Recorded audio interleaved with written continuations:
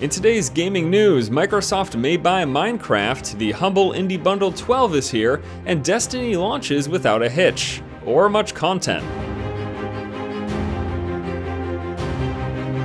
Hello ladies and gentlemen, welcome back to the show. My name is Force, here with your day's gaming news. First up today, there's currently a rumor going around that Microsoft may be purchasing Minecraft. According to an article from the Wall Street Journal, Microsoft is currently in talks to purchase the Minecraft developer for nearly $2 billion. Now why exactly would Microsoft want to purchase this company? Well, because they're incredibly successful. Minecraft has sold above 50 million copies across all platforms, and I'd be interested to see what they do if they end up acquiring the studio. I mean, are they going to restrict access or upcoming content for Minecraft to platforms that aren't directly owned by Microsoft? Given that console exclusivity is still something that occurs in this current generation, I don't think that's beyond the realm of possibility if we get future additions to Minecraft, future patches or DLCs or whatever, if they might be on Microsoft platforms first. Next up in news, I just want to let you guys know that the Humble Indie Bundle 12 is now available. You can pay what you want for SteamWorld Dig, Hammerwatch, and Gunpoint.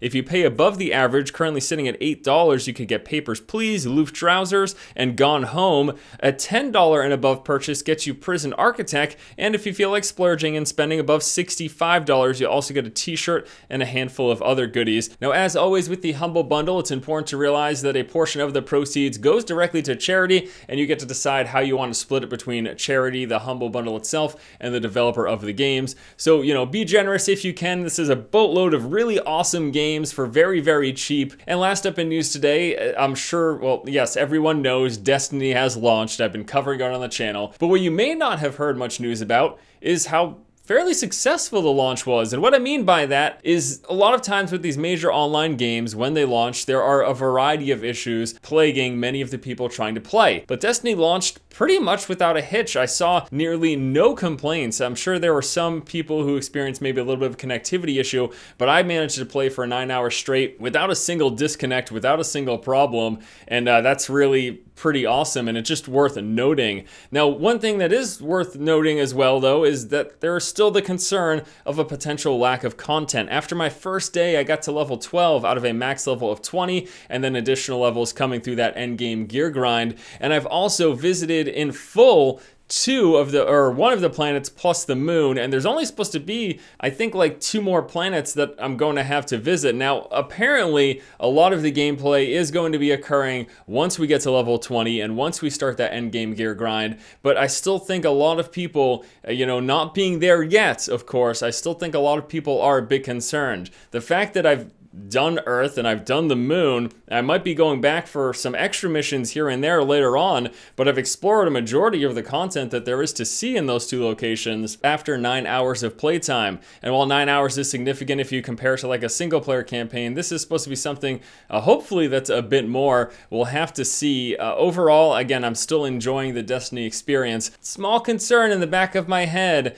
you know, beyond the fact that the story stuff is just whatever, throwaway, I don't care, but that's also something that I don't really care about in most games. So if story and interesting narrative is a driving factor for you, Destiny, yeah. All right, a couple extra things that I want to let you guys know about today. First of all, Guild Wars 2's Living Story will be returning on November the 4th. This is the 2nd season, which may actually be adding a brand new zone. And then also we have a new alpha teaser trailer for the upcoming sci-fi sandbox game, The Repopulation, showing off some of the various things you can do in the game, some of the sandboxy elements. Give that trailer a look if you're interested in a sci-fi RPG sandbox thingy. And that's gonna do it, guys, for today's episode of the feed. As always, thank you so much for watching. Please be sure to comment in the comment section below about any of the topics discussed here today. How would you feel if Microsoft buys Minecraft? Take a look at that Humble Indie Bundle 12. And how was your Destiny launch experience, and how do you feel about the game so far? Thanks again, guys. Once again, this has been Force, and you have just been force-fed. In a couple of the recent episodes of the Force feed, I've had people question the framing of this video, and they said, Force, we can't see the top of your head anymore. So I pushed the camera back a little bit, and I guess you could see the top of my head now. Here you go. There it is. Yay.